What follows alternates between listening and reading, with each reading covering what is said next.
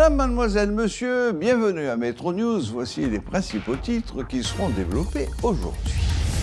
Le Premier ministre Ariel Henry a rencontré mercredi, en marge du sommet pour un nouveau pacte financier mondial, le chef d'État comorien Azali Assoumani, également président de l'Union africaine. Lors des discussions, le chef du gouvernement a évoqué la nécessité du resserrement des liens entre Haïti et l'Afrique. Les ex-sénateurs Yuri Latortue et Joseph Lambert sont inculpés par le juge d'instruction Martel Jean-Claude pour détournement de biens publics, prise illégale d'intérêt et entrave à la justice. Lancement ce jeudi du forum anti-corruption de la chaire de gouvernance de l'Académie de formation et de perfectionnement des cadres autour du thème « Une fonction publique sans corruption ».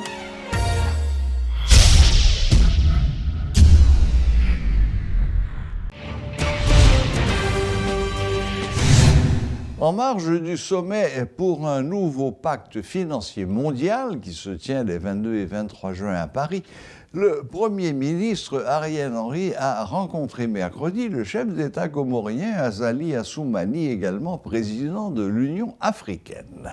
Lors des discussions, le chef du gouvernement a évoqué la nécessité du resserrement des liens entre Haïti et l'Afrique, la place du pays au sein de l'organisation, la situation générale qui y prévaut, la question de sécurité et le soutien éventuel des États africains aux forces nationales de l'ordre.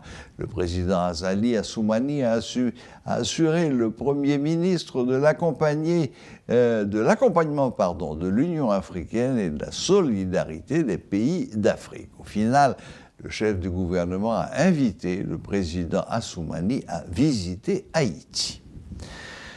Le sommet sur le nouveau pacte financier mondial qui se tient à Paris, en France, a débuté ce jeudi et prendra fin vendredi. Une rencontre internationale de haut niveau conçue pour guider la manière dont toutes les parties prenantes travailleront ensemble dans les prochaines années. En marge de cette activité, le Premier ministre Ariel Henry, qui y participe, a eu des rencontres bilatérales avec plusieurs chefs d'État. Plus de détails avec Rodolphe Pierre-Louis. Mis à part sa participation au sommet sur le nouveau pacte financier mondial qui se tient les 22 et 23 juin à Paris, en France, le Premier ministre Ariel Henry a déjà eu différentes rencontres avec des personnalités issues d'horizons divers. D'abord, il y a eu une rencontre avec le président de l'Union africaine, il s'agit de Azali Assoumani. Il y a eu également une autre rencontre avec son homologue de la Barbade, Madame Mia Amol Motley. Le chef de la primature la remercie pour son plaidoyer en faveur d'Haïti auprès de certains pays et de différentes instances internationales.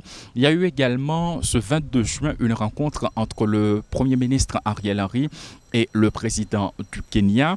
Cette rencontre s'avère à la fois fructueuse et prometteuse selon les écrits du chef du gouvernement. Ces discussions ont porté notamment sur les possibilités d'accompagnement des forces de sécurité nationale dans différents domaines. Il faut dire que le Premier ministre est accompagné d'une délégation composée de plusieurs ministres de son gouvernement, notamment le ministre de l'économie et des finances Michel Patrick Boisvert. Et en absence du Premier ministre, l'intérim est assuré par le ministre de la Santé publique et de la population, le docteur Alex Larsen. Il faut dire que ce sommet se déroule, le sommet sur le nouveau pacte financier mondial, sur différents sujets, à savoir des sujets qui se portent notamment sur les finances et le développement, sur le climat, sur la santé. Et il y a déjà des observateurs qui se posent des questions en ce qui concerne la participation du Premier ministre au sommet, car ce sommet prendra fin ce vendredi 23 juin. Au retour du Premier ministre, est-ce qu'il y aura un point de presse pour communiquer au grand public, à la population, ce qui s'est passé concernant sa participation? Est-ce qu'il n'y en aura pas? Mais habituellement, pour tenter de répondre à cette question, à chaque fois que le Premier ministre participe à une activité qui se fait à l'échelle internationale, à son retour, il organise une rencontre avec la presse en vue de dresser un bilan de sa participation. Est-ce que pour ce sommet sur le nouveau pacte financier mondial, il y aura une rencontre avec la presse? Cette question reste pendante. Claude Désian et Rodolphe Pierre-Louis pour Télémétropole. La déclaration conjointe publiée mercredi par le Canada et la République dominicaine prouve que les deux pays se sont entendus concernant la coordination de l'aide canadienne depuis le territoire dominicain, affirme le professeur Fritz Dorvilliers. L'enseignant a jugé qu'il ne peut être question de brouille entre ces pays compte tenu de leurs importantes relations économiques. Par ailleurs, il estime que le Canada et la République dominicaine sont d'accord pour considérer Haïti comme un pays mineur dont les politiques sont incapables de s'entendre. Le Canada reconnaît que le fonds impair, donc ils trouvent en entente avec le Dominicain. Le Dominicain trouvait tout que le agit un peu de manière cavalière. Il besoin du Canada, parce que la Dominicaine a besoin les investissements du Canada dans plusieurs secteurs, comme je citais là. Tout comme la Canada a besoin, c'est du donnant-donnant. Les relations internationales du point de vue économique, du point de vue du commerce, c'est du donnant-donnant. Le Canada a besoin, alors que le Canada n'a pas besoin du tout Haïti en matière de commerce, mais le Canada a besoin de la République dominicaine en matière de commerce. Il faut voir, tous les jours, il y a des vols de Air Transat de Canada en République dominicaine, alors qu'en Haïti, il n'y a qu'un seul vol par semaine.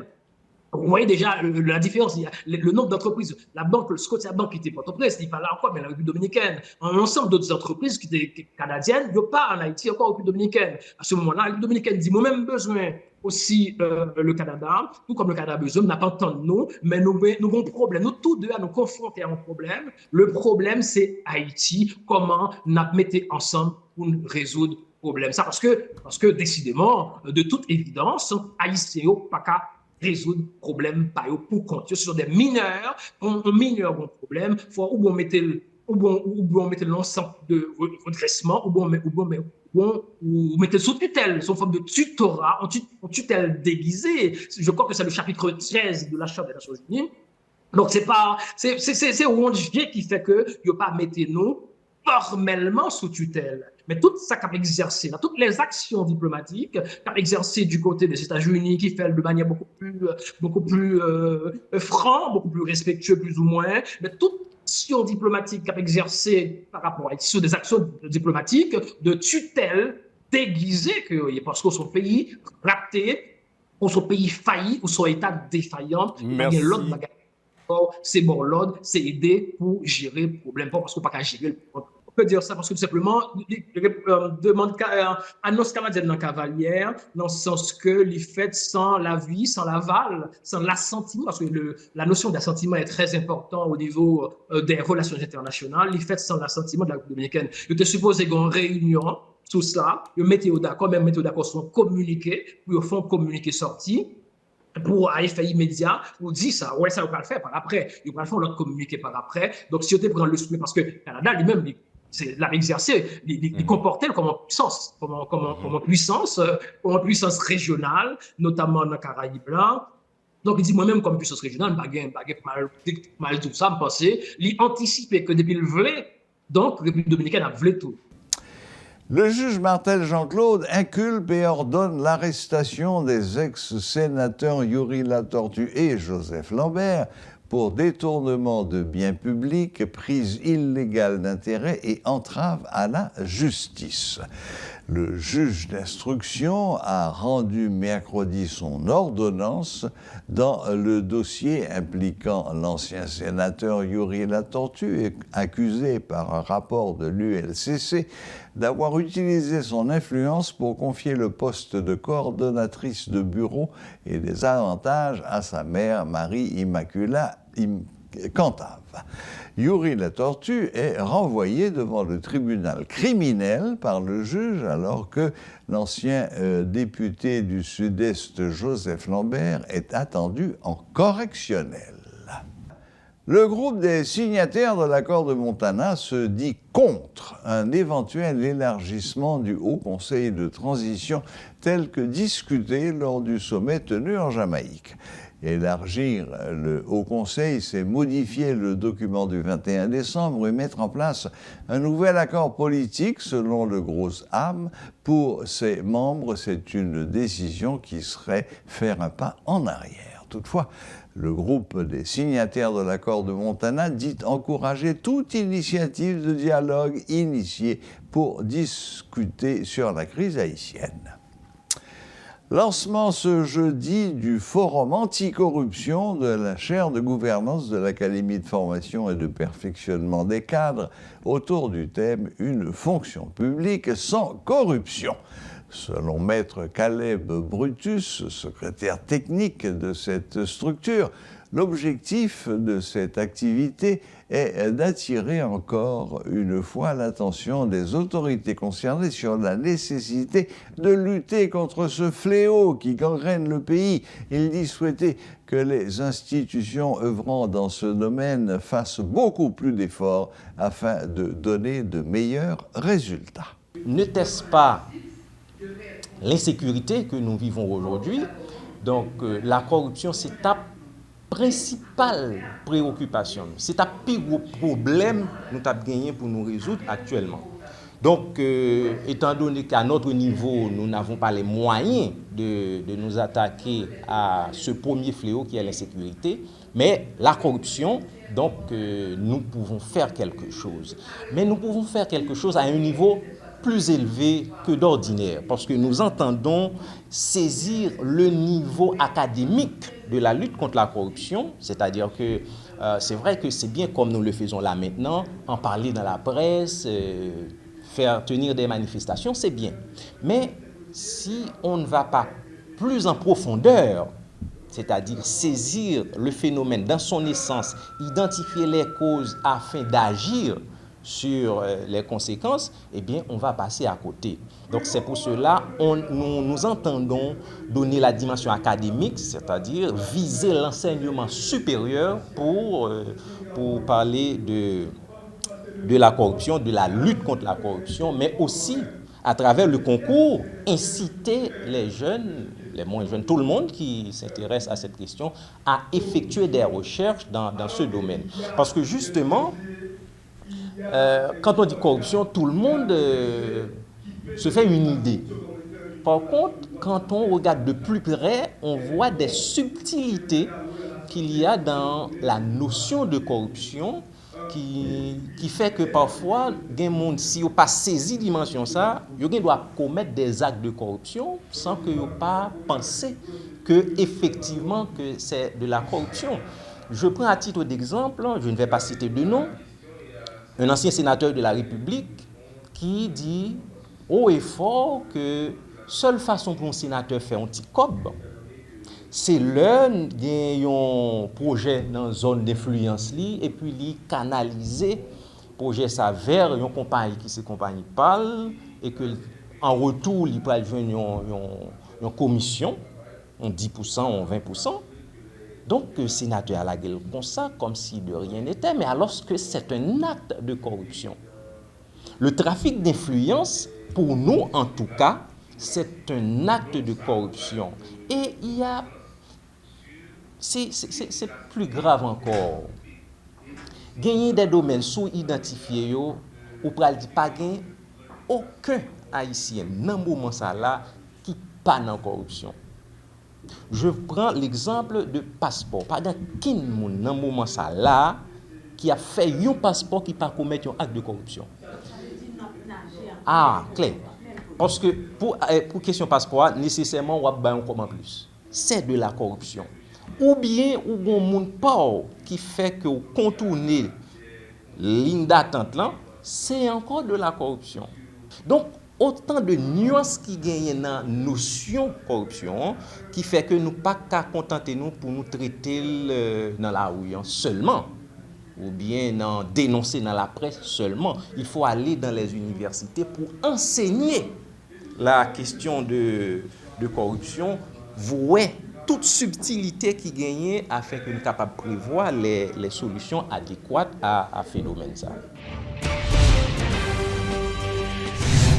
Depuis quelque temps déjà, plus d'une semaine en réalité, des dysfonctionnements importants au niveau de la BRH jette un peu le trouble sur les paiements interbancaires en Haïti. Apparemment, le SPI, S-P-I-H, qui est le système de paiement interbancaire haïtien, ainsi que le PRONAP, processus national de paiement, ne fonctionnent plus. La Banque centrale ne dit rien sur les causes qui ont occasionné ce dysfonctionnement et il se contente de dire qu'il travaillait. Il travaillait à rétablir la situation pro ante. Bien, alors, pour essayer de comprendre quelque chose dans cet imbroglio, nous avons avec nous notre ami Enomi Germain, économiste, et qui va faire toute la lumière sur cette question. Bonsoir Enomi Germain, bienvenue sur Metro News. Bonsoir et merci, c'est un plaisir d'être avec vous encore, Serge. Très bien. Bon, alors, je viens de résumer la situation. Le SPI et le PRONAP sont dysfonctionnels pour l'instant. Quelle est l'importance de ces deux systèmes? Parce que, on parle de SPI, de PRONAP. Je vous avouerai que moi-même, n'étant pas familier des questions bancaires, ça ne me dit rien du tout. En quoi est-ce que cela affecte, disons, l'économie du pays? Très bien. Et pour bien comprendre, il faut peut-être commencer par dire que dans pratiquement tous les pays, ce sont les banques centrales qui sont responsables de ce qu'on appelle le système de paiement. Et quand on dit système de paiement, dans un pays comme Haïti, il faut surtout dire système de paiement formel, c'est-à-dire ce qui se passe au niveau du système financier de manière générale. Parce qu'au fait, la Banque centrale, l'une de ses fonctions, c'est le développement et la gestion du système de paiement.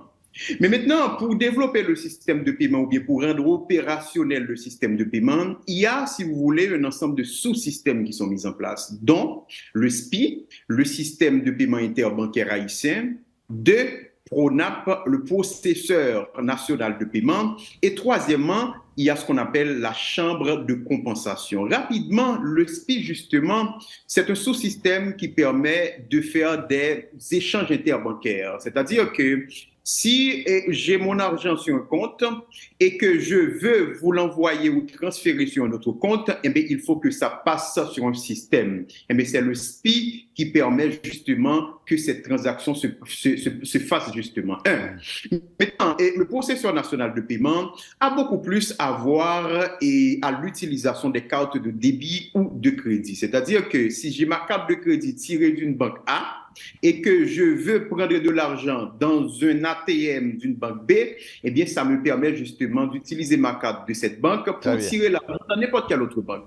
Maintenant, la chambre de compensation rapidement. La chambre de compensation, c'est ce qui permet d'échanger des chèques. Ça veut dire que si j'ai fait un chèque à votre ordre, tiré d'une banque et que vous déposez ce chèque sur votre compte dans une autre banque, eh bien, il y a quelque part où, en tout cas, le chèque, il est vérifié, le chèque, il est approuvé et que, justement, le paiement est autorisé. C'est la chambre de compensation. C'est pour ça, en général, autant de dit chèque la clear. Eh bien, c'est dans la chambre, ça, chèque la clear en quelque sorte. Maintenant, en matière d'importance, c'est extrêmement important pour l'économie parce que, écoutez, il y va de tout pratiquement échange qu'a fait dans l'économie. Et c'est pour ça, justement, quand on a ces problèmes, il y a des conséquences, en tout cas, on va dire, énormes. Et notamment, c'est le problème dur. Donc, si vous voulez rapidement entrer dans les éléments de conséquences, je pourrais vous dire que, et pour moi, il y a plusieurs catégories d'agents économiques qui sont affectés par ce problème, à commencer par les entreprises. Parce que, Serge, ce qui arrive, c'est que les entreprises, dans leur fonctionnement, sont appelées à faire des activités d'échange. C'est-à-dire qu'ils payent des fournisseurs, ils font des commandes et, si vous voulez, ils payent des employés. Eh bien, autrefois, quand il n'y avait pas ce système, notamment avant 2008, parce qu'il ne faut pas oublier, le SPI est lancé en 2008 pratiquement, eh bien, les échanges prenaient beaucoup plus de temps, c'est-à-dire le temps d'attente pour que les paiements se fassent était beaucoup plus long. Maintenant, quand aujourd'hui, pratiquement toutes les entreprises pour faire virement dans le système paiement interbancaire, là, ça prend quand même 24 heures de temps. Maintenant, pour des entreprises qui font des transactions chaque jour, eh bien, si justement le système ça a bloqué, il faut rapidement comprendre que l'entreprise ça a bloqué un ensemble de transactions. C'est-à-dire que l'idée important aujourd'hui pour me faire commande, pour me payer, pas qu'à faire. C'est comme si me dado moins affecté. Donc, d'abord, dans l'opération entreprise, yo même yo affecté, mais pas uniquement les entreprises. C'est pratiquement toute entité qui a fonctionné. Par exemple, hier, moi, parlé à un responsable d'institutions internationales qui est obligé de dire employeurs que possiblement, ils n'ont pas touché à tant de mois ça. C'est-à-dire que c'est quand même des conséquences. Pour les entreprises, il faut bien comprendre que l'entreprise là a gagné des conséquences dans le cahier, c'est-à-dire au niveau de son chiffre d'affaires, étant donné que l'activité le ralentit. C'est un. On était au niveau méso-économique, étant donné qu'on parle d'entreprise. Mais maintenant, on peut parler des ménages avant de traverser, si vous voulez, au niveau macroéconomique. Pour les ménages, Serge, le problème, c'est que on a un ensemble de ménages qui planifient toute activité.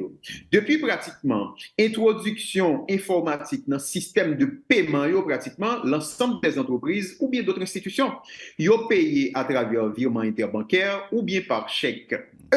Paiement interbancaire, par exemple, virement interbancaire bloqué avec problème ça, c'est-à-dire qu'il y a un problème fondamental. Et deuxièmement, eh bien, le chèque, étant donné que chambre de compensation a affecté tout, eh bien, on ne peut pas échanger des chèques. Pas plus tard que hier, moi, j'ai rencontré deux employés dans le secteur public qui ont des chèques dans mais qui n'ont pas qu'à clear chèque là, c'est-à-dire changer en cash pratiquement. Donc, les entreprises sont affectées et les ménages, justement, ils sont affectés puisque les ménages, Serge, par définition, c'est des gens qui travaillent, ils payent un salaire. Je dis, l'entreprise va payer cash encore. L'entreprise paye soit à travers des virements ou bien à travers des chèques. Eh bien, tout le système a été affecté et là, il a affecté les ménages là. Mais au niveau beaucoup plus élevé, Serge, c'est au niveau macroéconomique avant même que nous gardions le niveau financier.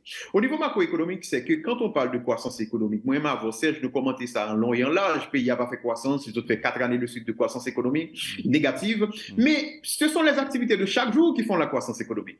Quand l'économie est bloquée, c'est la croissance qui va être affectée. Donc, au niveau du trimestre, il va y avoir des impacts et très sûrement, au niveau de la croissance de l'économie, il va y avoir justement de conséquences parce que, eh bien, croissance, c'est chaque jour que le fait, il faut pas qu'il y ait un ralentissement d'activité économique. D'ailleurs, il y en a des définition de croissance économique, c'est question activité économique. Quand il y a un ralentissement, ça veut dire qu'on gagne, on back dans la croissance. Donc, système ça pratiquement, comme il ralentit l'activité, notamment toute opération de paiement, il y a bien des conséquences au niveau de la croissance de l'économie à la fin de la journée. Ça, c'est peut-être une mauvaise nouvelle qui cap peut-être laguer nous encore nos systèmes, nos croissance négative, surtout si pas ça allait perdurer ce que nous redoutons. Mais maintenant, sur le secteur financier, c'est extrêmement important. C'est que, au bon pays qui, depuis quelques années sur la liste grise de GAFIC, c'est-à-dire les sous listes grises pour question et blanchiment des avoirs et financement du terrorisme pratiquement. Alors, un pays qui n'a une situation comme ça, Serge, ce sont des paiements bancaires qu'il faut encourager parce que justement, paiement ça offre des possibilités de traçabilité. Parce que, ou on côté comme la bralé, ou on côté comme la sortie pratiquement. Donc, on traçabilité. Mais le système paiement, ça n'a pas fonctionné. Bon, ensemble d'entreprises qui ont besoin de faire transactions, Serge, il n'y a pas obligé, comme il n'y a pas qu'à payer à travers le système, en plus là-dedans, c'est susceptible pour passer du compte à cash, c'est-à-dire, il prend comme sur compte en cash et que vous payez des transactions en cash. Autrement dit, PANSA lui offre une porte ouverte pour des activités en cash qui, en général, source de blanchiment des avoirs. Donc, en conséquence, justement, sur le système financier. Donc, voilà des éléments qui permettent de capter, en quelque sorte, comment, en tout cas, problème ça est extrêmement important.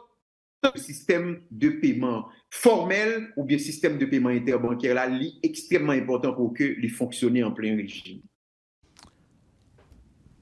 Merci, Enomi, merci, parce que là, vous venez de faire un cours absolument limpide et clair sur tout ce système, qu'on ira tout de bas très clair. Bon, Enomi, on ne sait toujours pas ce qui est à l'origine de ce dysfonctionnement. J'ai cru comprendre que la BRH a dit qu'il n'avait pas été, c'était pas l'objet de hacking, qu'il n'y avait pas eu de vol, ils ont garanti qu'ils travaillaient au rétablissement du système, mais on ne sait pas grand-chose de ce qui s'est passé. Et pourquoi il y a eu ce dysfonctionnement. Ils ne se sont jamais prononcés sur cette question. Alors là, c'est une question extrêmement difficile parce que effectivement, la Banque centrale n'explique pas clairement le problème, mais en tout cas, ils ont dit que c'est un problème technique. Et c'est pour ça, justement, en dépit d'un ensemble de rumeurs ou bien, si vous voulez, des informations qui ne sont pas vérifiées, il est difficile de dire autre chose que la Banque centrale quand on commente, étant donné que c'est la Banque centrale qui fait la communication formelle et officielle sur la question. Donc, et à date, ce que je sais, c'est que c'est un problème technique et le fait, c'est que le système de paiement dans sa généralité est affecté. C'est la réalité. D'accord. Bon. OK. Donc, nous sommes donc dépendants du bon vouloir de la BRH pour donner ou non, ou ne pas donner d'explication sur l'origine de ce dysfonctionnement. Ah, j'ai l'impression qu'on a quelques petits problèmes d'Internet. Allô? Oui. Allô? Oh, Internet là, il a paniqué, message. Allô? Allô? Oui, allô? Autant de là? Oui, Internet là, paniqué, je m'attends des questions du tout, non? Non, c'était un commentaire. Je disais qu'on était dépendant de la bonne volonté des autorités de la BRH pour savoir quelle est l'origine de ce dysfonctionnement. Il n'y a rien qu'on puisse faire. Parce qu'en effet, comme vous l'avez souligné, il y a eu énormément, ça a fait beaucoup de bruit dans les réseaux sociaux, il y a eu des tas de fake news qui sont passés, mais ça ne semble pas avoir beaucoup ébranlé le gouverneur qui n'a pas donné beaucoup d'explications. Et oui, bien sûr que oui. Et la Banque centrale ne donne pas beaucoup d'explications. Mais ce que je peux dire par rapport à ça, c'est que, les banques centrales ont leur système de communication, mais malheureusement, en général, les banques centrales sont très conservatrices en matière de communication. Mais aujourd'hui, au rythme que l'information peut aller dans le monde, la Banque centrale a besoin de changer de comportement, adapter pour que communiquer avec le public. Parce que, Serge, information sur finance tellement sensible que yo kabay n'importe bagaille, notamment un ensemble d'externalités négatives sur le système, c'est justement l'information pas communiquer. En espérant que Banque centrale et non futur qui pas très loin, va prendre une décision pour l'expliquer clairement ce qui se passe avec le système, parce que on est tous d'accord que ce sont des systèmes informatiques qui captent des problèmes, mais au fait, il faut bien comprendre c'est quoi la nature en quelque sorte du problème.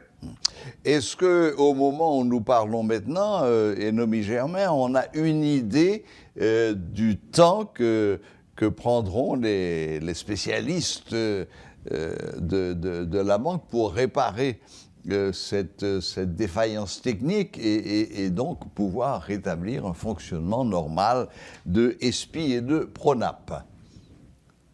Et en général, bon, de toute façon, nous ne connaissons pas parce qu'au fait, c'est encore une fois la Banque centrale qui doit communiquer sur la question.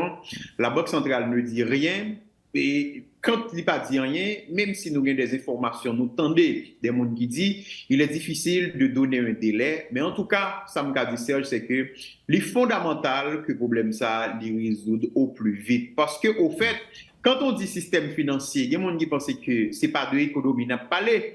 Je dis, il y a une connexion entre le système financier, le système et l'économie réelle, par exemple. Donc, activité réelle n'a fait, et bien, la rémunération va passer justement, ou bien réglementation va passer justement par le système financier. C'est pour ça qu'il est extrêmement urgent pour que le problème ça, les résoudre au plus vite. Mais malheureusement, nous n'avons pas des communications qui disent nous, et dans qui horizon pratiquement temporel que nous avons une solution.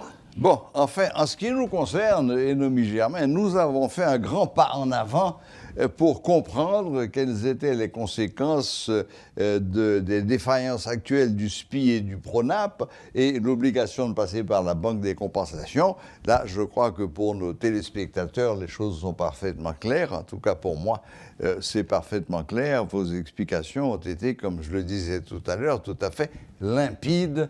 Et bon, voilà. Donc, Comme vous le disiez, il n'y a plus qu'à attendre et à espérer que cette défaillance technique soit rapidement réparée et que tout rentre dans l'ordre. Merci infiniment, Enomi Germain, merci de vous être rendu disponible pour nous. Merci encore de vos explications qui étaient tout à fait claires et tout à fait précises des incidences sur les petites et moyennes entreprises, les ménages, et même sur la croissance, puisque, comme vous l'avez bien démontré, tout cela est lié.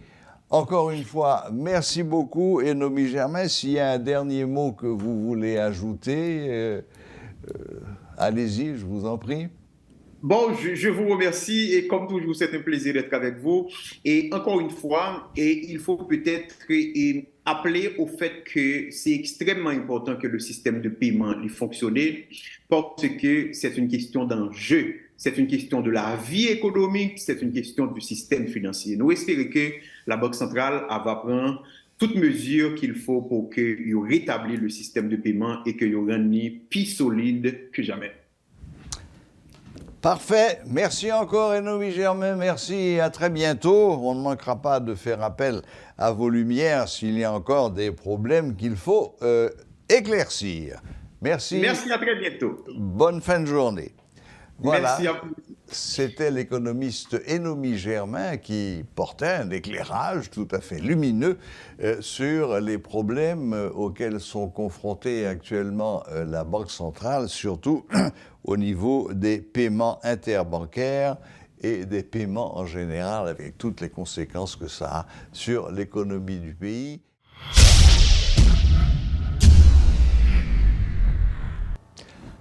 Pour conclure, un bref rappel des principaux titres. Le Premier ministre Ariel Henry a rencontré mercredi, en marge du sommet pour un nouveau pacte financier mondial, le chef d'État comorien Azali Assoumani, également président de l'Union africaine UA. Lors des discussions, le chef du gouvernement a évoqué la nécessité du resserrement des liens entre Haïti et l'Afrique. Les ex-sénateurs Yuri Latortue et Joseph Lambert sont inculpés par le juge d'instruction Martel Jean-Claude pour détournement de biens publics, prise illégale d'intérêt et entrave à la justice. Lancement ce jeudi du forum anticorruption de la chaire de gouvernance de l'Académie de formation et de professionnement des cadres autour du thème « Une fonction publique sans corruption ». Voilà, la boucle est bouclée.